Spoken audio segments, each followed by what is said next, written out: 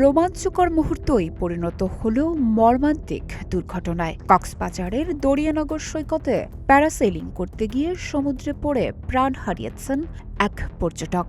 এ ঘটনায় আবারও সামনে এসেছে সৈকতে পরিচালিত অ্যাডভেঞ্চার স্পোর্টসের নিরাপত্তা ব্যবস্থা নিয়ে পুরনো প্রশ্ন।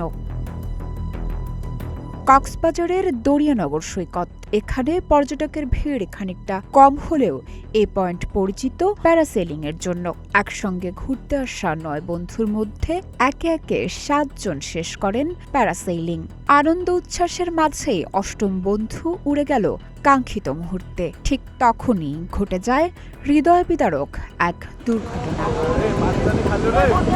৩১ বছর বয়সী অক্ষর সৌভিক রায় বন্ধুদের সঙ্গে বেড়াতে এসে প্যারাসেলিং এ অংশ নেন দরিয়ানগর সৈকতে। উড়ন্ত অবস্থায় এক পর্যায়ে নিয়ন্ত্রণ হারিয়ে সমুদ্রে ছিটকে পড়েন তিনি। উদ্ধারকারীরা দ্রুত সৌভিককে কক্সবাজার সদর হাসপাতালে নিয়ে গেলেও চিকিৎসক জানান হাসপাতালে পৌঁছানোর আগেই তার মৃত্যু হয়েছে। চিকিৎসকদের প্রাথমিক ধারণা পানিতে পড়ে ডুবে মৃত্যু হয়েছে তার। তবে ময়নাতদন্তের প্রতিবেদন পাওয়ার পরই মৃত্যুর প্রকৃত কারণ নিশ্চিত হওয়া যাবে। সৌভিক খুলনার সদর উপজেলার বানিয়াখামা এলাকার শেখর রায়ের ছেলে। তিনি সহ ৯ বন্ধু বেড়াতে গিয়েছিলেন কক্সবাজারে। চাকরির সুবাদে সৌভিক বসবাস করতেন ঢাকায়। তার মা ও ছোট বোন থাকেন খুলনাতে। এ ঘটনার পর আবারও আলোচনায় এসেছে দরিয়ানগরের ওই প্যারাসেইলিং স্পট। স্থানীয়দের অভিযোগ, মোহাম্মদ ফরিদের মালিকানাধীন দরিয়ানগর প্যারাসেলিং স্পটে এর আগেও ঘটেছে একাধিক দুর্ঘটনা।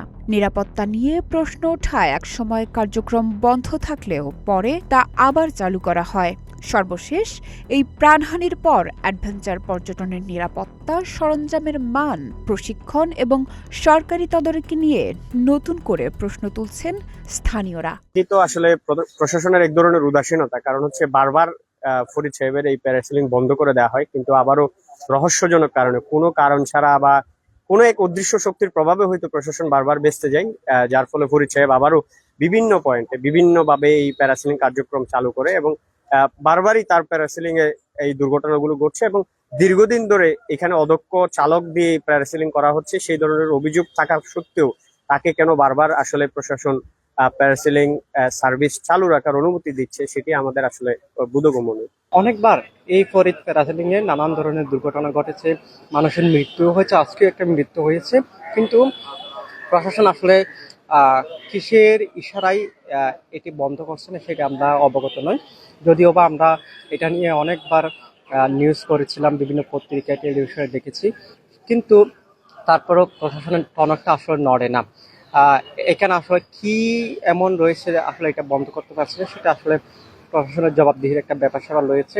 যেহেতু পর্যটকদের নিরাপত্তার দায়িত্ব পর্যটন ম্যাজিস্ট্রেট আছে, আমরা পর্যটন ম্যাজিস্ট্রেটের সাথে যখন কথা বলতে চেয়েছিলাম, সে অনেকটা আসলে এড়িয়ে যাবার চেষ্টা করেছে এবং কোনো কিছুতেই তারা এটা নিয়ে উত্তর দিতে রাজি নয়। স্থানীয়দের এই অভিযোগের পরিপ্রেক্ষিতে কক্সবাজার জেলা প্রশাসক মোহাম্মদ আব্দুল মান্নান জানান, প্যারাসেলিং এর কোনো অনুমোদন জেলা প্রশাসন থেকে দেওয়া হয়নি।